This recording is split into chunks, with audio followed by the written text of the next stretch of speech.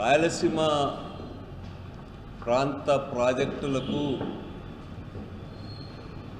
అధికారికంగా కేటాయించబడిన నీటిని పూర్తిగా వినియోగించుకోవడానికి అనువుగా జగన్మోహన్ రెడ్డి గారి ప్రభుత్వ హయాంలో ప్రారంభించిన రాయలసీమ లిఫ్ట్ ఇరిగేషన్ పథకాన్ని ఆపు చేయించాం. మీరు అవసరమైతే నిజ నిర్ధారణ కమిటీ వేసి విచారిద్దాం. చంద్రబాబు నాయుడు గారు ముఖ్యమంత్రి అయిన తర్వాత చంద్రబాబు నాయుడు గారితో ఏకాంత సమావేశంలో రాయలసీమ ప్రయోజనాల కోసం ఉద్దేశించబడినటువంటి లిఫ్ట్ ఇరిగేషన్ స్కీమ్ని వెంటనే ఆపివేయాలని చెప్పి తెలంగాణ ముఖ్యమంత్రి గారు మాట్లాడి ఆయన్ని ఒప్పించడం వల్లనే ఈరోజు రాయలసీమ లిఫ్ట్ ఇరిగేషన్ ప్రాజెక్ట్ ఆగిపోయిందని చెప్పి రాష్ట్ర అసెంబ్లీలోనే రేవంత్ రెడ్డి గారు ప్రకటించడం, అసెంబ్లీని ఉద్దేశించి ప్రసంగించడాన్ని బట్టి చూస్తే చంద్రబాబు నాయుడు గారు రాష్ట్ర ప్రయోజనాల పట్ల ఏ విధంగా వ్యవహరిస్తూ ఉన్నాడో మనందరికీ కూడా అర్థమవుతుంది. ఇంత నగ్నంగా వాస్తవాన్ని రేవంత్ రెడ్డి బయటపెట్టిన తర్వాత కూడా చంద్రబాబు నాయుడు గారికి ముఖ్యమంత్రిగా కొనసాగే అర్హత ఎక్కడుందని చెప్పి ఈ సందర్భంగా నేను ప్రశ్నిస్తూ ఉన్నా. తన స్వప్రయోజనాల కోసం, సంకుచిత ప్రయోజనాల కోసం రాష్ట్ర ప్రయోజనాల్ని, అదేవిధంగా అత్యంత కరువు పీడిత ప్రాంతమైనటువంటి రాయలసీమ ప్రాంత ప్రయోజనాల్ని తాకట్టు పెట్టడాన్ని రాయలసీమకు సంబంధించిన శాసనసభ్యులు, ప్రజాప్రతినిధులు అందరూ కూడా ఈరోజు తీవ్రంగా వ్యతిరేకించాలా, అవసరమైతే కూడా రాజీనామా కూడా సిద్ధం కావాలని చెప్పి కూడా ఈ సందర్భంగా మేము డిమాండ్ చేస్తూ ఉన్నాం. ముందు నుంచి కూడా రాయలసీమ ప్రాజెక్టుల కోసం సుదీర్ఘమైనటువంటి పోరాటం జరిగింది. తరతరాలుగా అన్యాయానికి గురి కాబడి ప్రభుత్వాల నిర్లక్ష్యానికి తోడు ప్రకృతి నిరాదరణ కారణంగా బీడుబారిన కరువు పీడిత ప్రాంతాలు ఉన్నటువంటి రాయలసీమలో ఈరోజు మిగులు జలాల ఆధారంగా అదేవిధంగా ఇతర ప్రాజెక్టులు కూడా నడుస్తూ ఉన్నాయి. ఈ ప్రాజెక్టుకు కూడా ఎప్పుడు ఈ ప్రాజెక్టులు ఆగిపోతాయో, ఈ ప్రాజెక్టు వల్ల నీరందనటువంటి పరిస్థితి ఎప్పుడు వస్తుందో అని చెప్పి రాయలసీమ ప్రజలంతా కూడా ఆందోళన చెందుతున్న పరిస్థితి మనమంతా చూస్తూ ఉన్నాం. ఈరోజు ఆల్మట్టి డ్యామ్ ఎత్తున 519 నుంచి 524 మీటర్ల పెంపు విషయంలో కర్ణాటక క్యాబినెట్ 70,000 కోట్ల రూపాయలు కేటాయించి వేగవంతంగా ఎత్తును పెంచేటువంటి కార్యక్రమాలు అమలు చేయాలని చెప్పి నిర్వాసితులందరికీ కూడా, భూములు కోల్పోయే వాళ్ళందరికీ కూడా వాళ్ళకు అవసరమైనటువంటి డబ్బు ఇచ్చి వెంటనే పూర్తి చేయాలని చెప్పి నిర్ణయం తీసుకుంది ఇటీవలనే. ఆ సందర్భంలో కూడా ఈరోజు మాది డబుల్ ఇంజన్ సర్కార్, ట్రిపుల్ ఇంజన్ సర్కార్ అని చెప్పుకునేటువంటి చంద్రబాబు నాయుడు గారు అత్యధిక మంది పార్లమెంట్ సభ్యులున్న కేంద్ర ప్రభుత్వం పైన నిర్ణయాత్మకమైనటువంటి బలం ఉన్నప్పటికీ కూడా నోరు మెదపడం అనేటువంటిది జరగలేదు. అప్పట్లో చంద్రబాబు నాయుడు గారు కీలకమైనటువంటి పాత్ర వహించిన సందర్భంలో కూడా ఆల్మట్టి డ్యామ్ ఎత్తుకు సంబంధించి నిర్ణయాలు జరుగుతున్నప్పుడు కూడా చంద్రబాబు నాయుడు గారు సమర్థవంతంగా వ్యవహరించకపోగా రాష్ట్ర ప్రయోజనాల విషయంలో రాజీ పడేటువంటి పద్ధతుల్లో ఆ రోజు కూడా వ్యవహరించడం జరిగింది. నిజంగా ఈరోజు ఆల్మట్టి డ్యామ్ ఎత్తు పెంపే పూర్తి అయితే ఈరోజు రాయలసీమ ప్రాజెక్టులకు నీరందడమే గగనం అవుతుంది. అంద్రినివా, గాలేరు నగరి లాంటి అనేక ప్రాజెక్టులు ఈరోజు నిర్వీర్యమయ్యేటువంటి పరిస్థితి ఉంది. ఈ విషయంలో చంద్రబాబు వైఖరి చాలా దారుణమైనటువంటి వైఖరి అని మనందరికీ కూడా తెలుసు.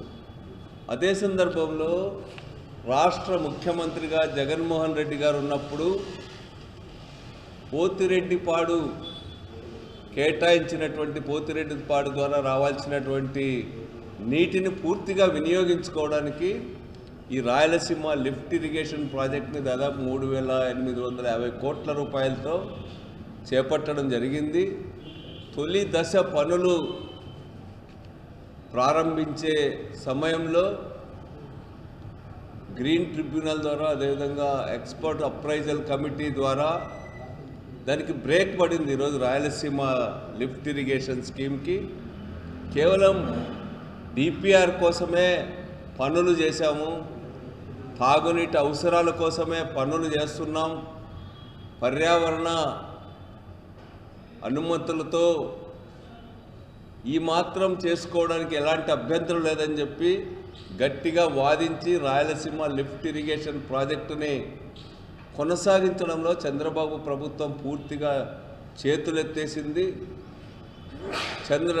జగన్మోహన్ రెడ్డి గారికి ఎక్కడ పేరు వస్తుందో రాయలసీమ లిఫ్ట్ ఇరిగేషన్ అంటేనే జగన్మోహన్ రెడ్డి గారి ముద్ర పడుతుందని చెప్పి సంకుచితంగా వ్యవహరించింది.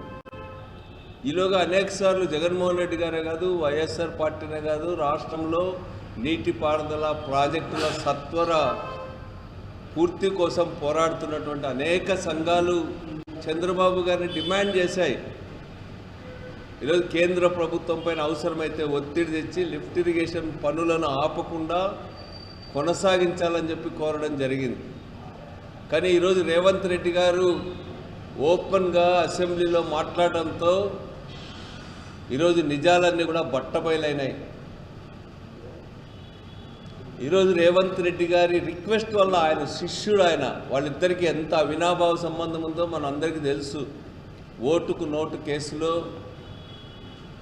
ఏ విధంగా చంద్రబాబు నాయుడు గారు, రేవంత్ రెడ్డి గారు పట్టుబడ్డారో అందరికీ తెలుసు. వాళ్ళిద్దరూ ఒకరి కోసం ఒకరు ఏ విధంగా త్యాగాలు చేసుకుంటున్నారో కూడా మనకు తెలుసు. ఈరోజు కాంగ్రెస్ ముఖ్యమంత్రిగా ఉన్నప్పటికీ కూడా ఎన్డీఏలో భాగస్వామైనటువంటి చంద్రబాబు నాయుడు గారితో ఏ విధంగా సహకరిస్తూ ఉన్నాడు రేవంత్ రెడ్డి అనేది మనందరికీ కూడా తెలుసు. ఈరోజు చంద్రబాబు నాయుడు గారు ఇంత దారుణంగా, ఇంత నిస్సిగ్గుగా రాష్ట్ర ప్రయోజనాల విషయంలో రాజీ పడడం అనేటువంటిది రాష్ట్ర ప్రజానీకం తీవ్రంగా వ్యతిరేకించాలా. ఈ విషయంలో చంద్రబాబు నాయుడు గారికి ముఖ్యమంత్రిగా కొనసాగే అర్హత ఏమాత్రం కూడా లేదు. ఈరోజు చంద్రబాబు నాయుడు గారు ఏం మొహం పెట్టుకొని సమాధానం చెప్తారో ఈరోజు మేము అడుగుతా ఉన్నాం. మీరు రేవంత్ రెడ్డి గారిది తప్పైతే, రేవంత్ రెడ్డి గారు అబద్ధాలు చెప్తే మీరు రుజువు చేయండి. ఒక రాష్ట్ర ముఖ్యమంత్రిగా రేవంత్ రెడ్డి, నేను ఆధారాలతో సహా రుజువు చేస్తా, నిజ నిర్ధారణ కమిటీ వేయండి, ఈరోజు ఆగిపోయినాయా లేదా, నేను చంద్రబాబు నాయుడు గారిని ప్రభావితం చేయడం వల్లనే రాయలసీమ లిఫ్ట్ ఇరిగేషన్ ప్రాజెక్ట్ ఆగిపోయిందని చెప్పి ఈరోజు రేవంత్ రెడ్డి గారు చెప్తా ఉంటే దీనికి తెలుగుదేశం పార్టీ నాయకులు ఏం సమాధానం చెప్తారని చెప్పి ఈ సందర్భంగా అడుగుతా ఉన్నాం. ఈరోజు కేవలం 101 టీఎంసీలు పోతిరెడ్డిపాడు ద్వారా రావాల్సి ఉంటే 2 దశాబ్దాల కాలాన్ని పరిశీలిస్తే 1-2 సంవత్సరాలు మినహా ఎప్పుడు కూడా మనం పోతిరెడ్డిపాడు ద్వారా మనకు హక్కుగా ఉన్నటువంటి నీటిని కూడా వినియోగించుకోలేకపోయినాం. ఇట్లాంటి పరిస్థితుల్లోనే జగన్మోహన్ రెడ్డి గారు ఎత్తిపోతల పథకాన్ని ప్రారంభించడం జరిగింది. చంద్రబాబు నాయుడు గారి వైఖరి వల్లనే ఈరోజు అది ఆగిపోయిందనేటువంటిది అందరికీ కూడా అర్థమవుతుంది. ఒకవైపు తెలంగాణలో అక్కడ నేషనల్ గ్రీన్ ట్రిబ్యునల్ దాదాపు 950 కోట్ల రూపాయల ఫైన్ వేసినా కూడా ఈరోజు పాలమూరు రంగారెడ్డి, డిండి లాంటి ప్రాజెక్టులను ఏమాత్రం ఖాతరు చేయకుండా తెలంగాణ ప్రభుత్వం ముందుకు తీసుకుపోతూ ఉంటే ఆ విషయాల్లో చంద్రబాబు నాయుడు గారు తెలంగాణ అక్రమంగా నిర్మిస్తున్న ప్రాజెక్టును ఆపడానికి ఏమాత్రం ప్రయత్నం చేయడం లేదు. మొక్కుబడి మాటలు తప్ప ఆయన ఏమాత్రం కూడా ప్రయత్నించింది లేదు. అదే సందర్భంలో మనకందరికీ తెలిసి ఈరోజు Brijesh Kumar tribunal Krishna water disputes విషయంలో ఈరోజు సుప్రీంకోర్టు తీర్పు,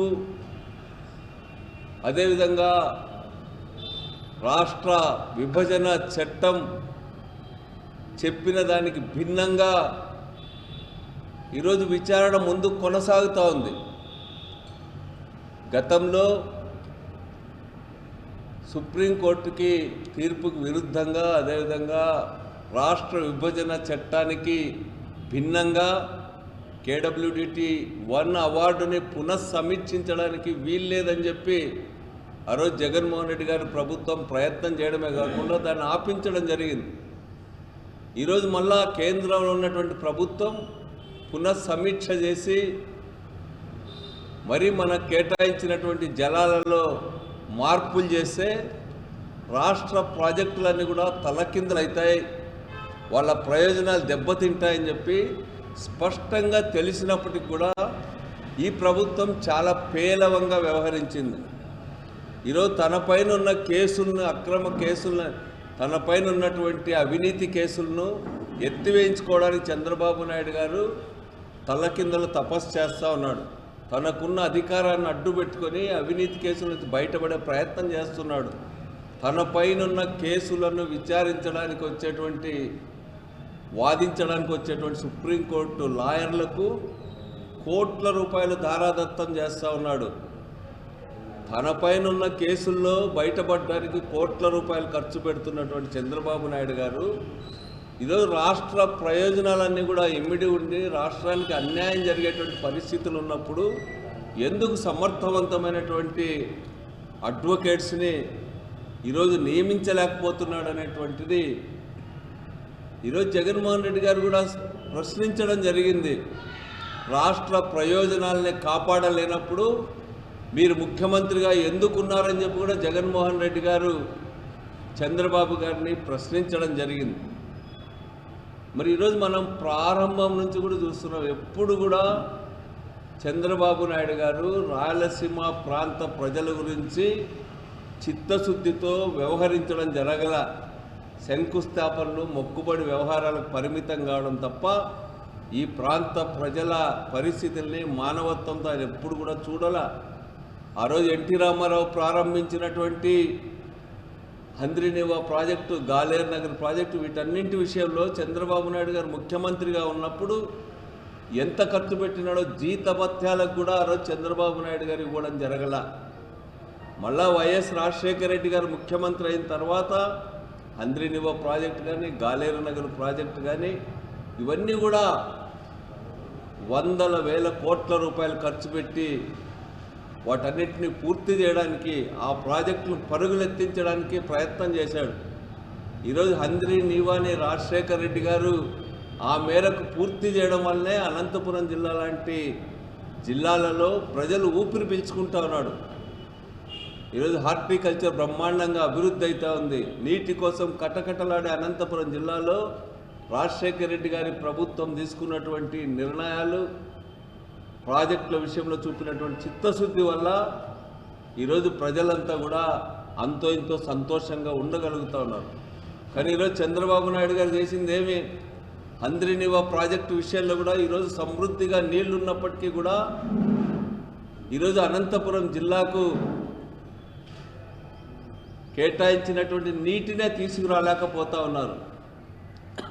ఈరోజు జగన్మోహన్ రెడ్డి గారు ముఖ్యమంత్రిగా ఉన్నప్పుడు 6,500 కోట్ల రూపాయలతో ఆ రోజు హంద్రీనివా కాలువ వెడల్పు చేసే పనులను 6,000 క్యూసెక్కులు తీసుకొచ్చేటువంటి కాలువలను తయారు చేయించడానికి ఆ రోజు అడ్మినిస్ట్రేటివ్ శాంక్షన్స్ ఇచ్చి టెండర్స్ కూడా పిలవడం జరిగింది. కానీ చంద్రబాబు నాయుడు గారు ముఖ్యమంత్రి అయిన తర్వాత 3,850 క్యూసెక్కులకు కుదించి 3,000 కోట్లతో ఈరోజు పనులు ప్రారంభించినారు. హంద్రీనివా పనులు ఆగమేఘాల మీద పూర్తి చేసాం సీజన్ లోపల అని చెప్పి చెప్తా ఉన్నాడు.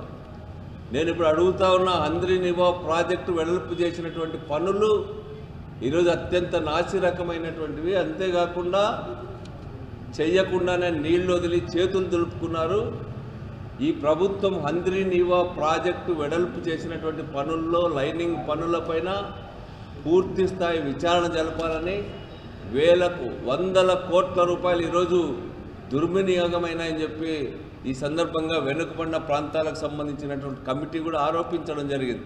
దానిపైన ధైర్యం ఉంటే విచారణ చేయమని చెప్పి ఈ సందర్భంగా కోరుతున్నా.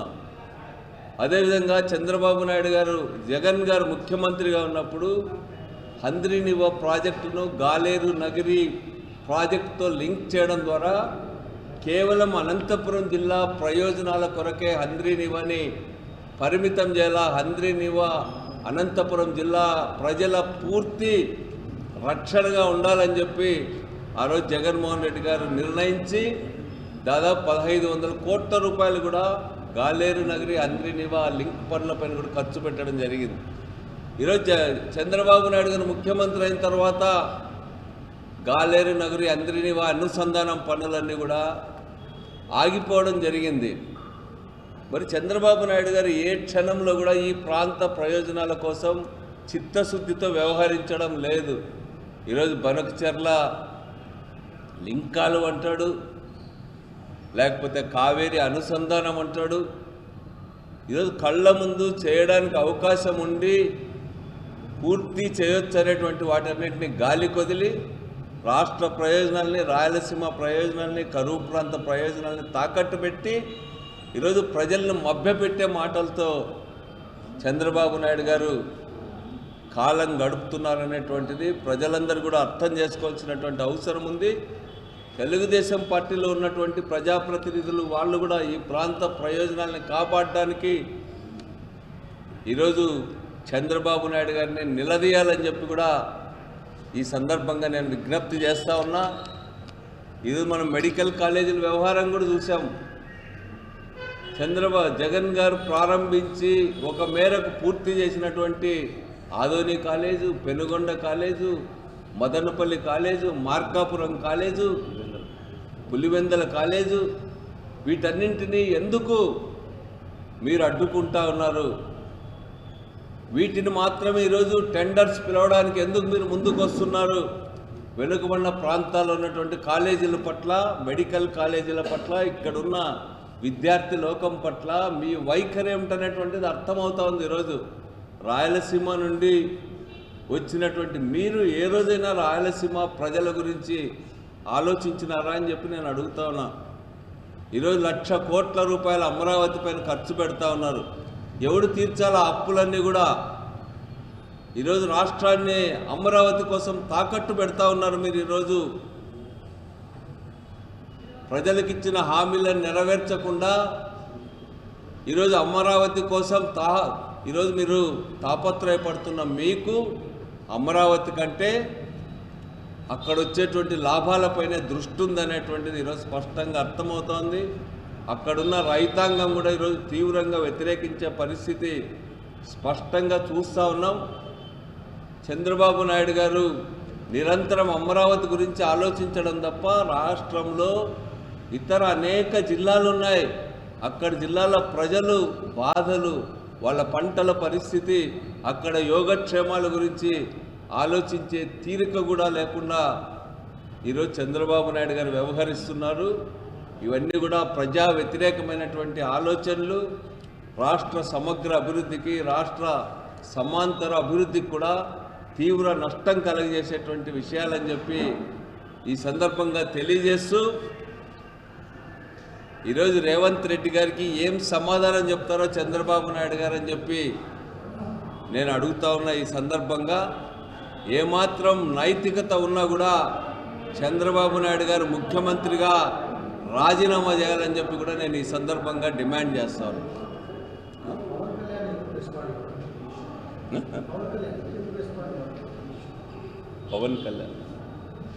పవన్ కళ్యాణ్ గారు ఎందుకు రెస్పాండ్ కాలేదని చెప్పి అడుగుతా ఉన్నారు. పవన్ కళ్యాణ్ గారికి ఇరిగేషన్ ప్రాజెక్టులు ఇట్లాంటివి అసలు అవగాహన ఉందో లేదో కూడా అర్థం కాదు. ఆయన అధికారంలోకి రాకముందు ప్రశ్నించాలని రాష్ట్రానికంత నీతులు చెప్పినవాడు. ఇన్ని అరాచకాలు అక్రమాలు జరుగుతున్నా ఈరోజు ప్రశ్నించలేనటువంటి పరిస్థితిలో ఉన్నాడనేది అనేక సందర్భాల్లో అర్థమవుతుంది. ఈరోజు మరి పవన్ కళ్యాణ్ గారు కూడా ఇతర కూటమి పార్టీలు కూడా ఈరోజు జగన్మోహన్ రెడ్డి గారు రేవంత్ రెడ్డి గారు చెప్పినటువంటి దీనిపైన స్పందించాలని చెప్పి వాళ్ళు ప్రశ్నించాలని చెప్పి కూడా నేను అడుగుతాను.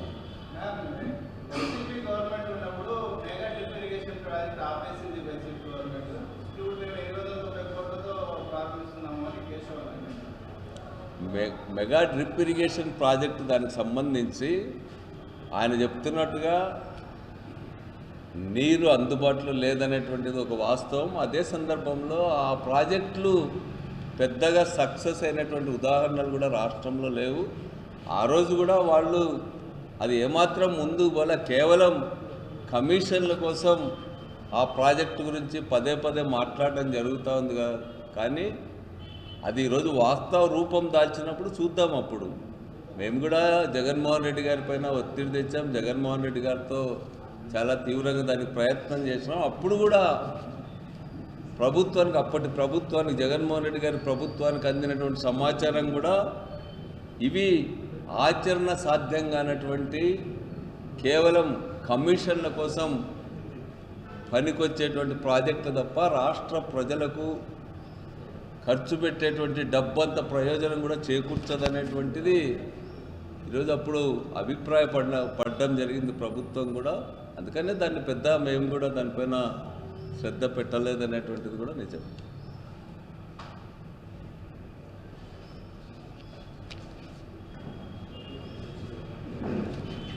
అంతే కదా.